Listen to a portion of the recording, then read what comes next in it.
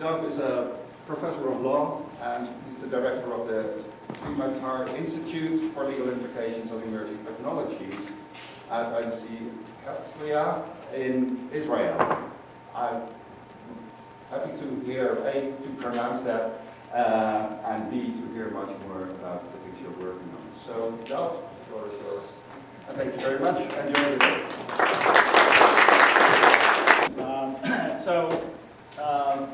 Yeah, I'm a professor of law in IDC Herzliya, which is a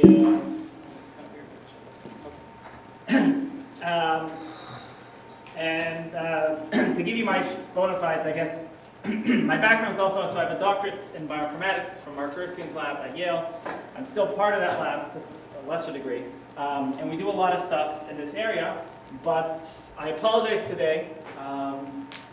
Not sure why, but so today I thought I'd break your head with a little legal issues that come up in the area of FAIR.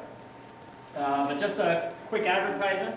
So I run the SWAT4HCLS Institute at IDC Herzliya, which is a private, non-government funded university in the middle of Israel in the Silicon Wadi, what they call it.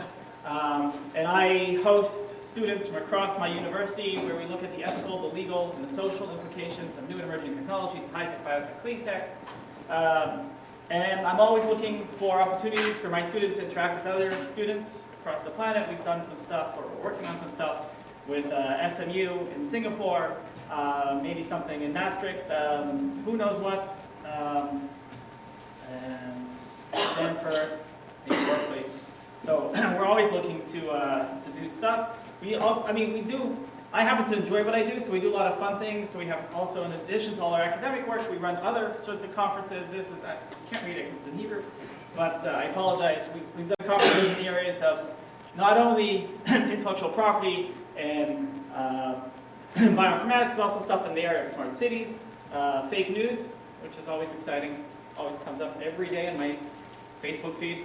And space law, which people think isn't real, but it's real, and it comes up all the time. And yeah, done with the advertising. We work with these groups. Okay. So back to what I'm doing.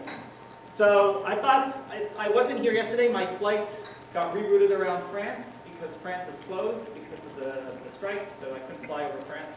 So it took me too long to get here. I don't know, anyone else have that problem? So obviously, I've been in informatics, you know, we don't call it, now we call it big data, but I've been in this for 20 plus years. But for the sake of recapping, it's interesting to appreciate what is it when we talk about big data, that we want our data to be fair. And I'm sure you all know about this, the 4, 5, 6, 7, 8, whatever, how many V's you want. You know, the V's that discuss the volume of information that we're collecting, the variety of information that we're collecting, even in the area of research and healthcare, the velocity of information, just the sheer number of data that's being created all the time, and the veracity, the uncertainty of the data. You know, I just said fake news. When you read your Facebook posts this morning, or you read your Twitter feed, you don't know if it's true or not true. You just have to watch the impeachment hearings, and who knows what's going on. And of course, in most areas of data, right, it's because of the evil FANG that's creating all our data. Facebook, Amazon, Alibaba, Netflix, and Google, we're all big contributors to this area of data. But it's not the data that we're talking about. I want to talk more about scientific and healthcare related data. Right, so the quote here is from Jonathan Zittrain, who used to be here, but now he's in Harvard. Here locally, not here in the school. And it's a take-home message just in the area of big data, and that is that you are the product. Whenever you're using your Gmail or your Netflix or your Amazon, you're not buying stuff. You're not using them, they're using you. But we're interested in another area of big data, and stop me if I'm talking too quickly. I tend to talk quickly. And that's in the area of healthcare and research data. And, okay.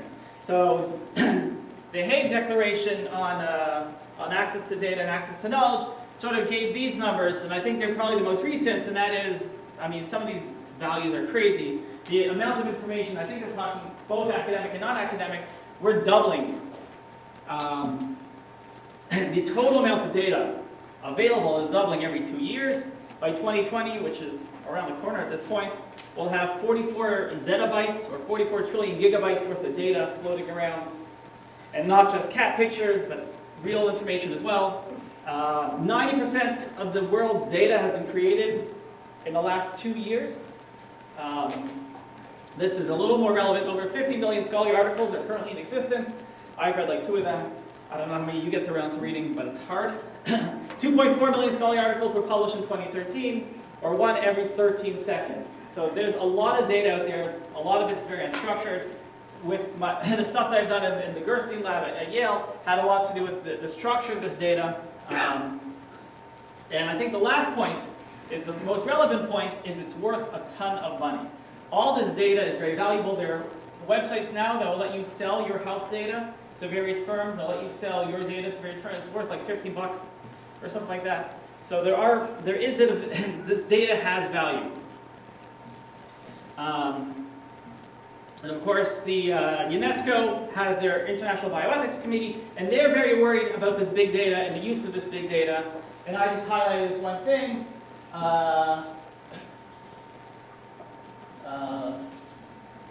They just define what is big data. And of course, big data is sometimes raw information, sometimes it's cleaned information, sometimes it's mined information, sometimes it's modeled, sometimes it's visualized. So like your Facebook and Twitter feed, data can come in multiple different forms. And drilling down a little further, again, healthcare data also, even sort of the practical data, if you would be looking at studies, would come from health monitoring, examinations, electronic health records, if you go with that stuff. Do they do that here? They're a pain to do. Medical imaging, lab results, all this stuff, home monitoring, just your mobile apps, these are all various forms of big data that we want to be fair. And of course, again, going back to UNESCO, with regard to the protection of data, autonomy and privacy, the legal concept of ownership is important as well, and this is what I'm going to drill down on. Do you own your data? How can you make data accessible? How can you give of your data to the world? Do you own it? Is it yours to give? So the world of big data, or at least the various issues related to big data, this was just an interesting quote that I saw. This was someone who quoted someone else, that consider big data to be like a big block of marble. A number of cutters are working on it simultaneously, working on all the various legal issues that are associated with big data, including database rights, which are available here mostly in Europe, intellectual property rights, antitrust rights, privacy rights, civil rights, and most importantly, ownership and possession. So why am I drilling down on ownership and possession? So I don't know where I stole this from, and I guess if you're making this free, then I should probably cite to it. But I just found on Google Images, where I steal most of my stuff. But again, data, and I want to focus on this side over here. Data has to be, well, mostly on the bottom, data collections have a clear usage license and provide accurate information on provenance. So in the reusable aspect of fair data, we all assume that there should be some sort of license to access the data. And we're all familiar, or hopefully some of us are familiar with open source licensing. Right? It's free, as in free knowledge, not in the case of free beer. That's famously said. But open source licensing, and GNU is one of the most popular ones, but I listed over here on the side another bunch of licenses, the GPL version 1, 2, and 3, the LGPL, there's the Apache, there's the Berkeley, the Creative Commons, and of course, Creative Commons, which is, again, a license that basically says, I am giving of my data to you to use in which way that I see fit and you see fit. Now, until now, maybe correct me if I'm wrong, but this seems like logical. Yes, we should license our data, open source licensing, we should make it freely available, we should make it accessible, it should be available to all. But there's one hitch. And the problem is, in order to license data, you have to own it legally. You can't license something you don't own. I can't license you the air in this room. I can't license you the room. I can't license something unless I own it. And the way we own non-tangible items in our current world is mostly through the area of intellectual property law, which is, I should also say that I'm an intellectual property attorney. I used to litigate, I used to prosecute patents in the areas of high-tech biotech, robotics, missile defense, all the fun stuff. But let's look at intellectual property. Because if we want to be able to license our data, we have to have, or we should, arguably, have to have ownership over that data. And that ownership comes typically in the form of intellectual property law. So these are some of them. There's other forms of intellectual property law, but these are the ones that are most relevant. I have 40 minutes? 40 minutes plus questions. No one's going to ever ask me questions. Whoever does, I'm sorry. When I did my PhD, my thesis advisors, they all fell asleep and no one asked me questions, and it's trending since then. But, so, we'll talk about patent law. We're all familiar with patent law. Copyright law, trademark law we actually won't talk about, totally irrelevant to this issue right now. Trade secret, and sui generis, sort of like a new sort of form of intellectual property law. So I'll start off with this idea. This is pretty old. This is a UK court ruling from 1916. And basically, when they were thinking of whether or not something should have intellectual property protection, the rough practical test, and this is a direct quote, that what is worth copying is prima facie worth protecting, which means that if something is worth copying, we should provide intellectual property rights to that. I should also step back and say intellectual property rights are not positive rights. They do not grant you the right to do anything. They just grant you the right to prevent other people from doing things. So when you license your IP rights, you're saying, I am withholding some of those negative rights that I have to you. So I am giving you the right to copy it. I'm giving you the right to reproduce it. But again, it's a negative right. It's not a positive right. It's something often unappreciated. So let's start off with patent law. Anyone here a patent attorney? No, so I can say whatever I want and you'll believe me. Fake news.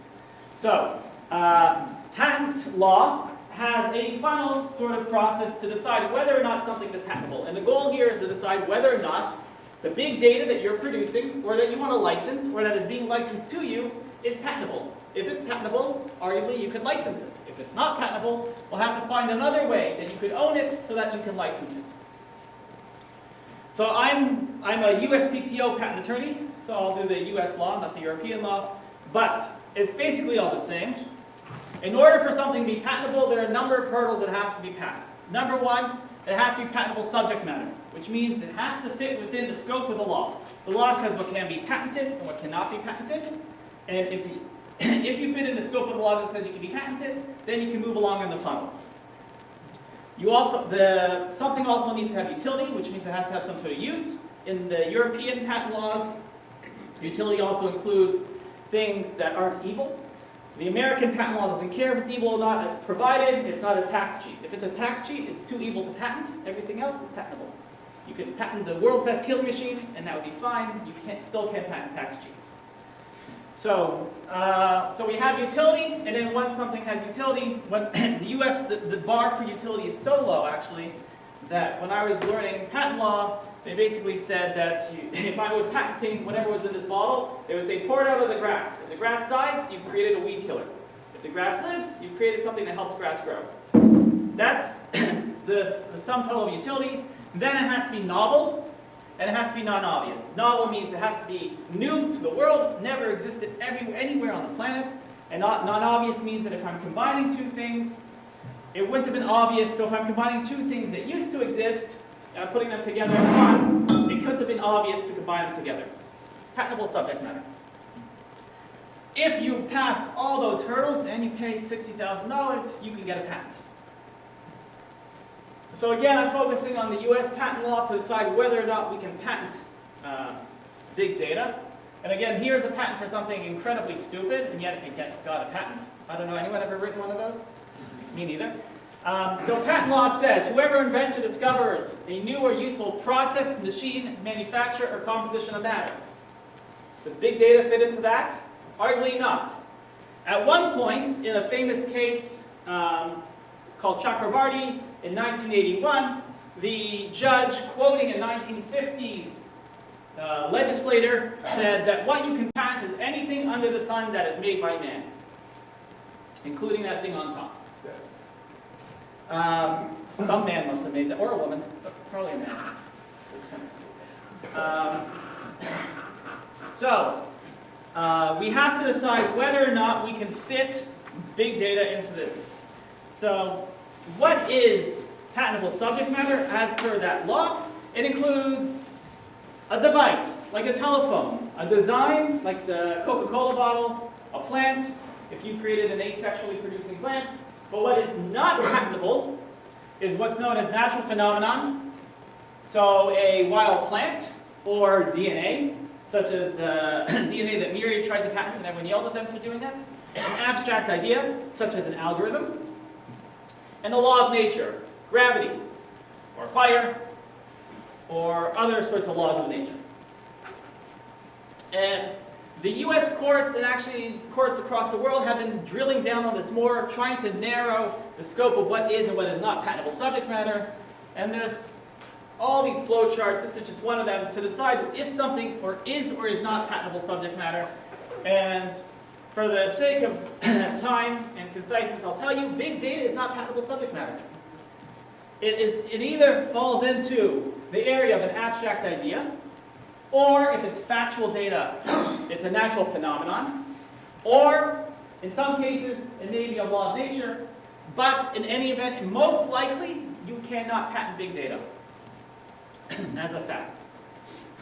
So you look around, you won't find a patent on big data. You may find a patent on an algorithm that develops data, that massages data, that cleans data, that does something to data, but you will not find a patent on data. So we've decided, at least I've decided, and you agree from your blank faces, that you cannot patent big data. You cannot patent data that you want to have provided in a fair fashion. And so if you don't own it under patent law, you can't license it as a patent. Question? Has this been tested or is this a theory? It's never been done. No one has ever patented. I'm sure it's been tested, but there's no way to find out. But it hasn't. And there's like 10 million US patents out there, and none of them are on data, to the best of my knowledge. I haven't read them all. I'm starting. Okay. So I got cut off a bit. So now let's consider the next form of intellectual property law, copyright. The thing that you violate every time you go onto torrent and you download that HBO show. I don't know, Silicon Valley just ended, kind of sad.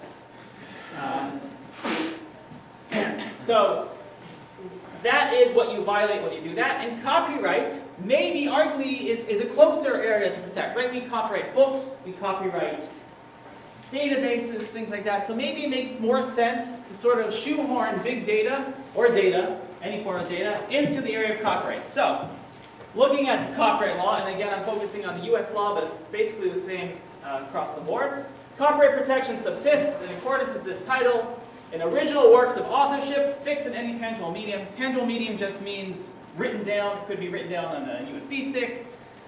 If I put something on this board right now, it's already tangible. Copyright is automatic as opposed to patents, which cost $60,000 per patent. Copyright is basically free unless you want to register it.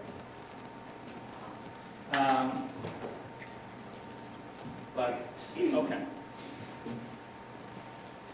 So that is what is copyrightable. So we have to figure out whether or not we can fit data, factual data, into works of authorship, original works of authorship.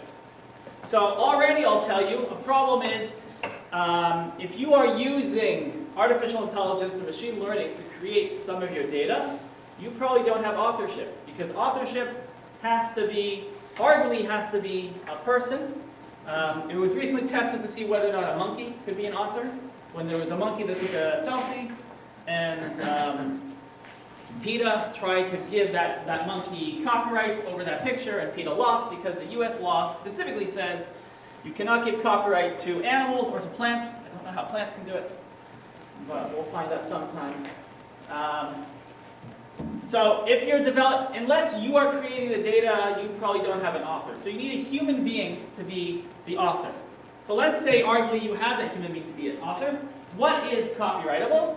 So things like literary works, musical works, dramatic works, movies, pantomime and choreographic. It was written a long time ago. No one uses these words anymore. Choreographic works came into play recently. My son loves to play Fortnite. Anyone here play Fortnite? No? What do you guys do in your spare time? In Fortnite, there's something called an emote, where if you kill someone, you do something, you can do a dance. And they got into trouble because they were doing the dance from Fresh Prince of Bel-Air. We're all old enough to remember that. Don't watch it again. It has not stood the test of time. It is horrible now. But, so that was choreographic works. They tried to fit that in there, and it didn't. Pictorial, graphic, sculptural works, motion, audio, visual works, sound recordings, architectural works. But what is not copyrightable are ideas, laws, facts, systems, discoveries, government documents. Some jurisdictions allow you to copyright government documents, but for the most part you don't. And unfortunately, in this list of things that are not copyrightable, we see squarely facts. Data is, by definition, facts. If it's not facts, then you have a problem. Then it's not worth it to have that data, arguably. So this is the problem. And I mean, we should also sort of highlight the issue that copyright also only protects your expression of an idea. It can't protect the underlying idea. So I'll give a great example. We're coming up to the holiday season, and what is the best holiday movie out there? Die Hard. Right? Die Hard is arguably a good holiday movie, one of the best. So if you think of all the buddy cop movies out there, and there are a million of them, right? They're all basically the same formula, right? We got Tango and Cash, we got Bright, which was, I don't know what was going on there, Rush Hour, Starsky and Hutch, Lethal Weapon, 21 Jump Street, Stuber. All these great movies, buddy cop movies, they're all basically the same. There's a formula, and they all follow it to the same sort of degree. You get two guys, very different, put them together, and you have comedic situations. That's what they all are. How do they all exist in the area of copyright law? Because we can only protect the expression, not the underlying idea.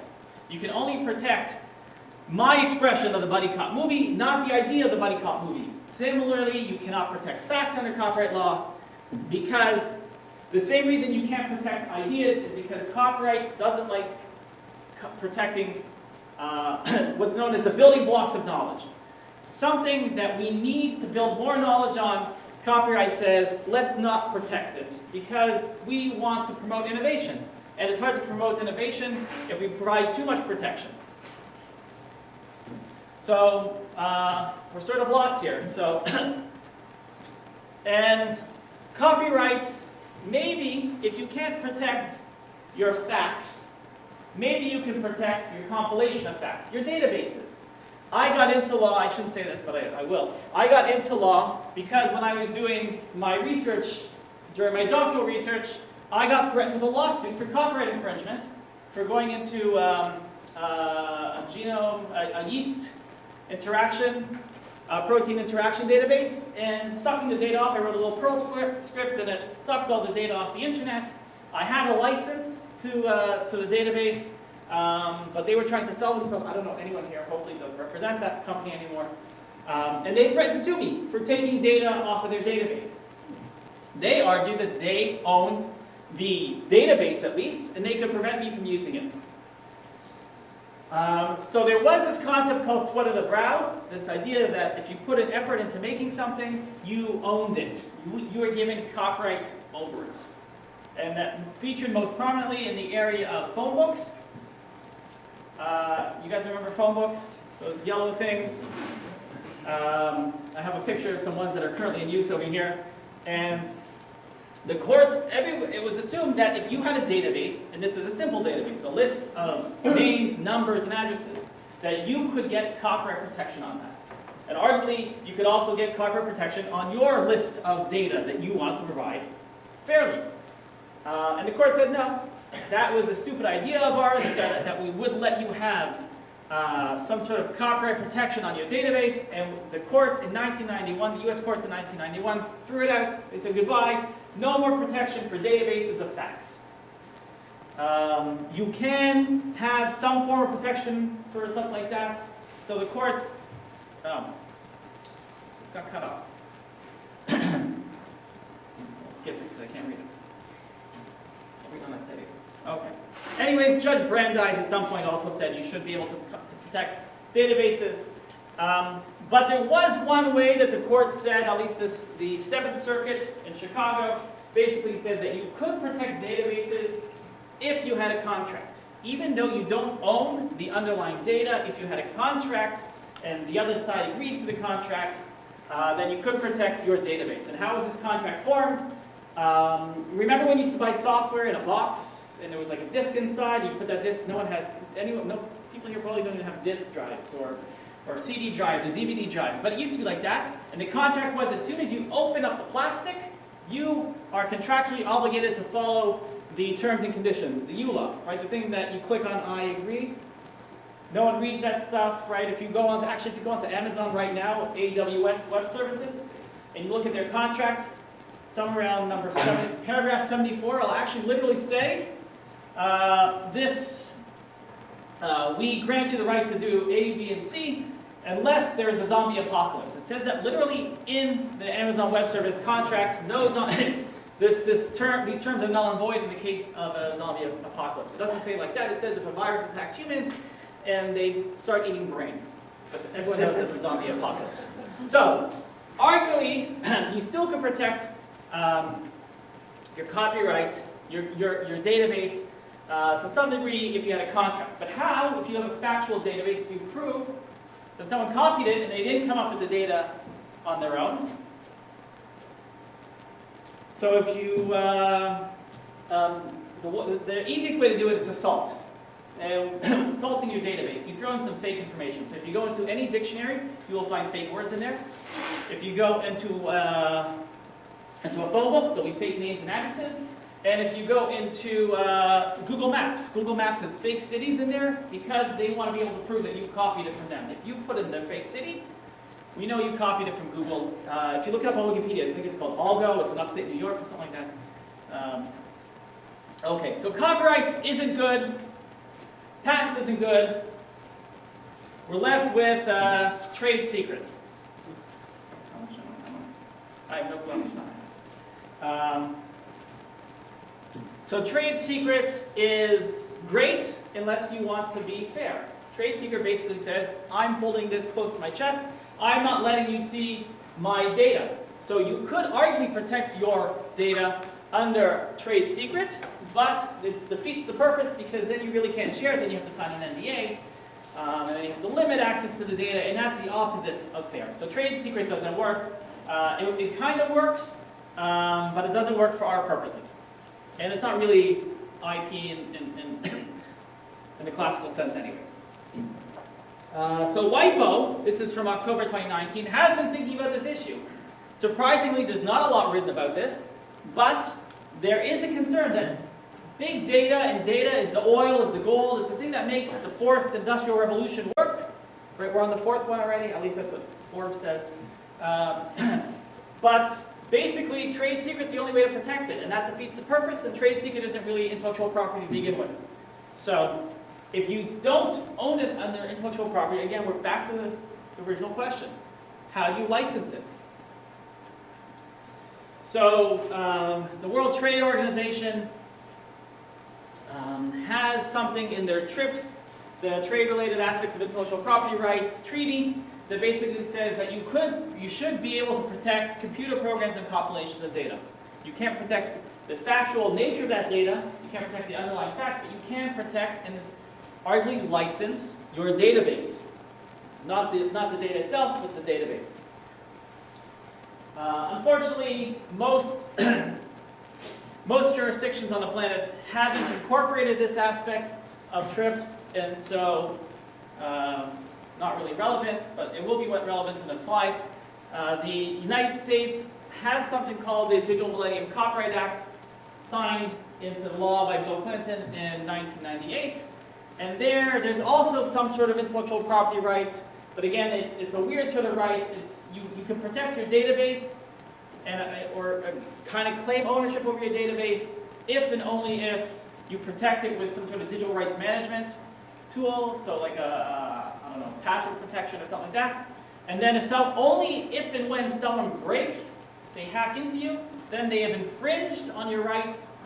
So it's sort of a backwards, super negative sort of right. Again, nothing positive there under 1201, the law 1201. You'll probably recognize this. This is most prominently in DVDs. If anyone still watches DVDs, DVDs, I don't think they are anymore, but they used to be versioned. So you could have version 1 would only work in the US, version 7 would only work in China, and you'd have to have a DVD player that would play version 1 if you lived in the US, and version 7 if you lived in China.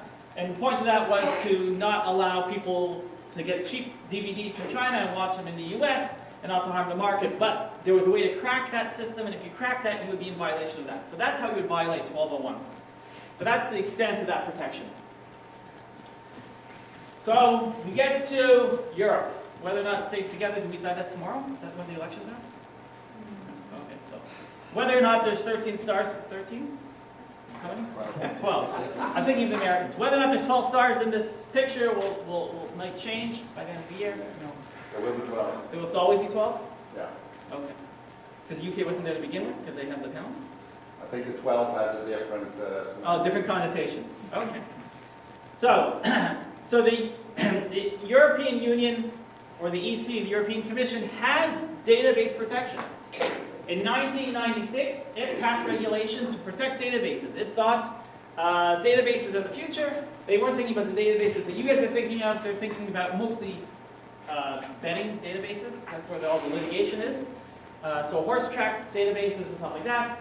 And they basically said, we are going to provide what's known as a sui generis, a ab initio, a brand new type of intellectual property protection to databases. Again, it protects databases even if the data isn't original, protects listings of information, it's sui generis, meaning that it hasn't existed any before. But unfortunately, what the courts have basically whittled this down to is it really only protects the structure of your database and not really its content. So your data is still unprotected by intellectual property law. It's not, it gives you granted protection for 15 years. You have to have made a substantial investment. I don't know, a postdoc's life may not be a substantial investment. But you have to put in effort, and again, it only protects the database itself, not the data inside the database. However you want to understand that. They did an analysis, when did they do this? In 2018. August 2018, they decided they wanted to figure out, do people like this or not? Are people happy with our database directive? And the most unhappy people with the database directive were academics. They hated it.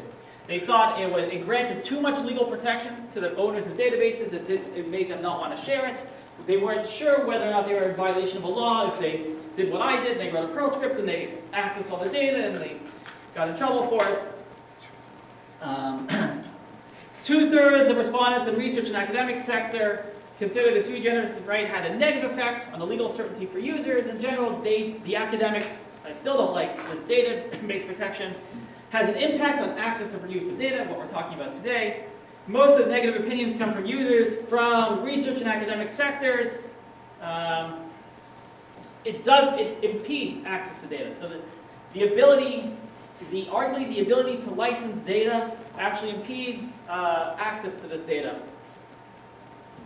And again, this was a 2012 case. Again, this was a football or what I call soccer case. The crux of the judgment comes in paragraph 42, when the court clearly states, skill and labor in the selection or arrangement of the data is not sufficient to trigger copyright protection. Data isn't protected. The directive aims at stimulating the creation of databases, not at creating data. Don't know why, but that's how they decided the law. So we're back to this guy from WIPO from a month ago. What are the important next steps for policymakers in making IP framework around data? Surprisingly, they haven't thought of this. Well, how are you going to protect your data? Because again, if you don't own it, how do you license it? So what is the status quo right now? How do you protect data? 5 minutes, okay. You contract it, or there's antitrust law.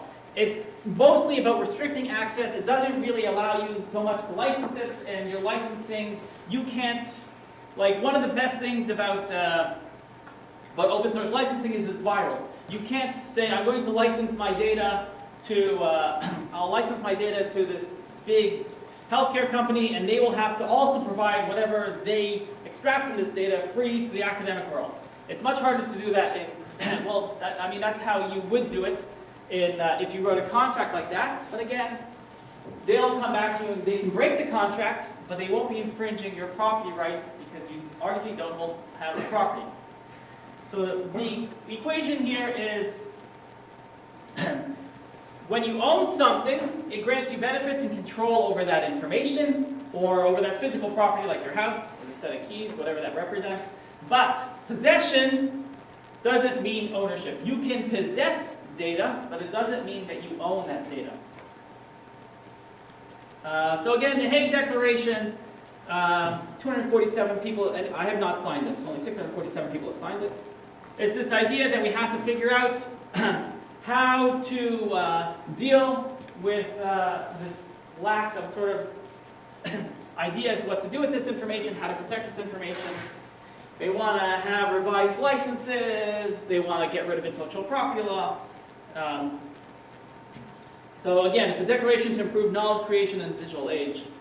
So I want to argue in my remaining 4.5 minutes that what we need here is a paradigm shift, and I don't know, that's the best picture I could steal from Google Images. And again, going back to UNESCO that I started with, we also, if we're going to claim ownership of data, then we have to think of multiple owners. We have to think of the owner who is the source of the information. That could be a patient. And of course, there's the other owner who is the guy who cobbles together the information or who does something with that information. So we have multiple owners. So I want to leave you with this, this idea that perhaps we can't find a ownership right in data. Maybe we're looking at it the wrong way, and maybe we should look at it from a different idea, from the custodial point of view. You don't actually own data, you have custody over the data. Custody puts liabilities and responsibilities on the owner of the data, or the person who has possession of the data. Some of those liabilities and responsibilities are GDPR. You guys are all familiar with it. It's the reason that you have to click I agree every time you go to a website. Ownership means fair. Ownership means good stewardship. Ownership means privacy and security considerations. Ownership means attribution. And ownership may be that how do you have custodial rights over the data that's transferred to you through the informed consent of the person that you got that data from, if that was a patient or whatnot. So I'll leave you with that. I'll take your questions. It's not a good ending. It's not a happy ending. I'm just as confused as you are. I really don't know how you can license, how you can arguably coherently license data if you really can't own it in the form of intellectual property. Again, contracts work. Contracts have their limitations. Contracts you can break, you can breach. Intellectual property is more immutable. So I'll leave you with a question. Thank you. Thank you.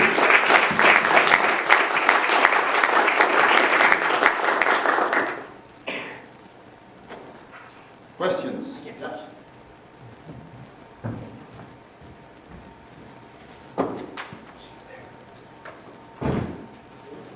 It's on. Hi, I'm Rod Page. There's a really curious case in the world of biodiversity to do with copyrighted images. And there's a group of people based in Switzerland, and their Swiss law is quite different. And essentially the argument is that if you create an image or take an image that anybody else could do, like for example drawing a spider's bum, you can't copyright it. So essentially they're going through copyright academic papers, pulling out the images and sticking it on CERN's servers as essentially saying this is public domain, it's not copyrightable. And I had this. There was actually a recent case in Italy where there was a picture of Mussolini. That they basically Right. said there was nothing in this of any original authorship, and we're making it public domain. So I think it's an amazing project, and they get an amazing amount of data out of it. And we always have this conversation. From my point of view, it's like they've got lawyers, and it's like, okay, you can say this is legal, but it's never been tested in court. So what do we do in a situation like that? Should we just say, yep, we'll follow your advice, or should we wait until Elsevier decides to sue them? So again, we go to this unhappiness that academics in Europe have with the database directive, which is uncertainty. Legal uncertainty makes people unhappy. Academics are typically risk averse. We don't want to, or at least particularly if you have general counsel that comes down on your head, like it did on me many times at my university, you don't want to make waves, you don't want to make trouble. And I didn't talk about this issue, but the public domain is sort of another way where data is, I mean, that's basically where factual data resides. It is in the public domain, which is free for all. Anyone can go and grab it, and there's no sort of legal ability to stop it. So how do you find out what's going to happen in Switzerland? Again, you're right. You have to wait for the law to come down. It's the same thing with autonomous vehicles. How are we going to know, if it's not a Tesla, right? So the Tesla is called another person. But, your autonomous vehicle, how are we going to know who has, the trolley problem that everyone talks about with autonomous vehicles? How are we going to know what to do? We'll have to wait till we litigate. And unfortunately, that's often the case, particularly in the area of intellectual property law. We don't really know what goes on until we litigate. So, I don't know, you could be the test case if you want. Copyright litigation is relatively cheap compared to patent litigation. Patent litigation will cost millions of dollars. Copyright litigation is a little cheaper. So, I don't know, maybe you can get a grant for that. Daniel Dančić, founder of Wikidata. In Wikidata, we chose to take a CC0 license. Partially because we don't actually believe that data is copyrighted, which means we shouldn't have taken a license at all, but this would have led to a lot of FUD against Wikidata, so we chose CC0 just in order to basically counter the FUD.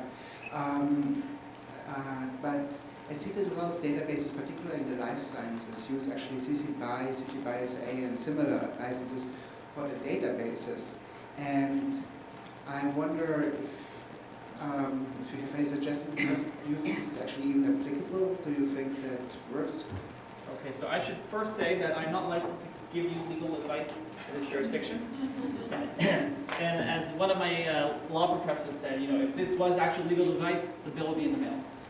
So this is not legal advice.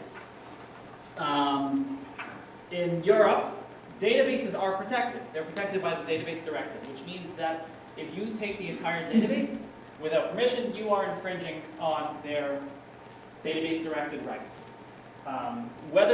If you extract data from that and you don't maintain the structure or you don't maintain the organization of that data, then you are probably in the clear, because factual data, even in the European Union, is not protected by any intellectual property law. So again, I'm not giving you any legal advice. No one should take any legal advice from me. Even I have to pay my dues, actually. So until I pay my dues, don't take any legal advice. But yeah, there is a reason to do it because of the database directive. And that's another reason why people aren't happy with it. The database directive is more of a, it was thought that the European database industry was going to explode because Europe has a database directive and the American one would die away. And we wouldn't have Gartner and all these other American databases. LexisNexis is a European database. But Westlaw and Reuters is a Canadian database. And the thought was that the European database industry was going to explode, and it hasn't. It's probably, I don't know, percentage, 3%, 2% data. Well, data is 2 or 3% of the European GDP. But it was hoped there would be much more. And in the end, what people are seeing is it mostly makes problems more than solves your issues. Okay, we have room for 2 more questions. That's yours and yours, and then we move on to the presentations. I have a curiosity. So you have factual data, right? And what about you then normalize this data? So let's say you map some identifier to ontology, something like this. So isn't this something that can be copyrighted because it's a creative act? So there's the factual data, right? But there's also the act of interpreting and normalizing. But normalized data is still factual, right? If it's not factual, then it's not true. But if I invent some terminology and I do this exercise of creating something new. If you have an algorithm that normalizes data, and it's a novel algorithm, you could protect that with patent law. If you normalize data and then you plot it, or you create some sort of visual representation of that data, you may be able to copyright that visual representation of the data. But again, as long as someone can claim that your data is factual, i.e. that it is true, you cannot protect it under intellectual property. So the act of actually cleansing the data is not something that counts as copyright. So it counts as intellectual creation. No, I don't think so. Again, I'm not sure, but the cleaning the data would result in a new data set. That new data set would not be copyrightable. It would fall under the database directive. Any list of information falls under the database directive, provided again that you put in effort into the creation of that database. But the data in there arguably is not protected under intellectual property law. It could be protected under other forms of law, contract or misappropriation and things like that, but not under intellectual property law that we look to devise a license. And again, without IP, it's really hard to license something. And again, don't take this as fact, call up your lawyer. I don't want to get sued. Last question. Okay, so for patients, normally patients own their data and they decide which projects can use their data or not. They possess their data. They possess their data, yeah. So I know in MS research, the patient group sort of takes ownership or possession and custody and decides, okay, this is an interesting research project, and we will decide which research project can use all the data from every patient that is included in the patient group. So from your perspective, is that the future, or is the future more having patients own their own data and decide on their own which projects they want to? I don't know if you've ever tried to get informed consent from more than one person. But I have. That's the problem. Right? You'd much rather get informed consent from an entire group than an individual person. And it would make sense in this case to say that we are granting custody to a large group. This large group could arguably hold that data in a form of trade secret, and we will license it out with an NDA such that you can only use it for the purposes that we tell you that you can use it for. That is in effect a trade secret license. And now this is done by patient groups. Right. And is this something for governments or for, I don't know, what's your perspective on that? What do you mean for governments? Who should be doing that? Patient rights groups are much better than governments. Okay. I think. I mean, they're much more agile. They're much more representative. You can opt in, you can opt out. I don't know if you want your government deciding, what to do with your data, because they'll just give it over to Facebook. Okay, thank you very much. I think you'll be around for doing some further question answering during the coffee break. So, Dov, thank you very much. Thank you.